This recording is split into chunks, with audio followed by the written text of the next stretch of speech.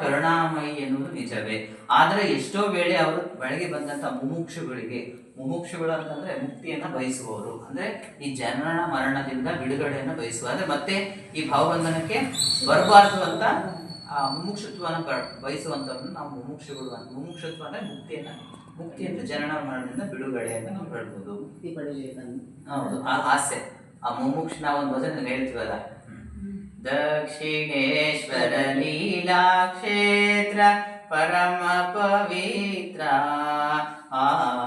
ದಕ್ಷಿಣೇಶ್ವರ ಲೀಲಾ ಕ್ಷೇತ್ರ ಪರಮ ಪವಿತ್ರ, ಮುಮುಕ್ಷು ಜನರ ಮುದದಿ ಕರೆದೆ ನೀನೆ ಸುಮಿತ್ರ, ಎನ್ನುತ್ತ ಶರಣೆನು ಮನವೇ ಶ್ರೀರಾಮ ಕೃಷ್ಣ ಚರಣದಲ್ಲಿ ಶರಣೆನು ಮನವೇ, ಶ್ರೀರಾಮ ಕೃಷ್ಣ ಚರಣದಲ್ಲಿ ಶರಣೆನು ಮನವೇ.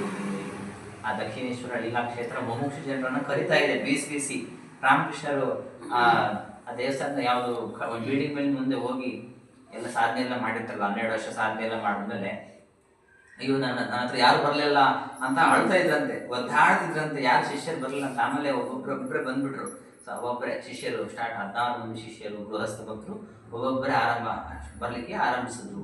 ಅಂದ್ರೆ ಪಡ್ಕೊಂಡಿದ್ದು ಜಗತ್ತಿಗೆ ಹಂಚ್ಬೇಕಲ್ಲ, 12 ವರ್ಷಗಳ ಸುದೀರ್ಘ ಸಾಧನೆ ಮಾಡ್ತಾರೆ ರಾಮಕೃಷ್ಣರು. ಮಸೀದಿಗೆ ಹೋಗ್ತಾರೆ, ಚರ್ಚಿಗೆ ಹೋಗ್ತಾರೆ, ಎಷ್ಟು ಆಮೇಲೆ ಯಾವ್ಯಾವ್ದು ದಾಸ್ಯ ಹಲವಾರು ರೀತಿಯ ಸಾಧನೆಗಳು ಬರ್ತವೆ. ಯುಗಾವತಾರ ಶ್ರೀರಾಮಕೃಷ್ಣ ಪುಸ್ತಕವಾಗಿ ಓದಿದ್ರೆ ಅದರಲ್ಲೆಲ್ಲ ಬರ್ತವೆ ಸಮಗ್ರವಾಗಿ ರಾಮಕೃಷ್ಣರ ಸಾಧನೆಗಳಿಂದ. ಹಾಗಾಗಿ ಆ ಮುಮುಕ್ಷು ಜನರನ್ನ ಬೀಸಿ ಕರೆಯುವಂತ ಕ್ಷೇತ್ರ ಯಾವುದು? ದಕ್ಷಿಣೇಶ್ವರ ಲೀಲಾ ಕ್ಷೇತ್ರ, ರಾಮಕೃಷ್ಣರ ಲೀಲಾ ಕ್ಷೇತ್ರ. ಮುಮುಕ್ಷು ಜನರ ಮುದದಿ ಕರೆದೆ, ಮುದದಿ, ಆ ಮುದದ ಅಂದ್ರೆ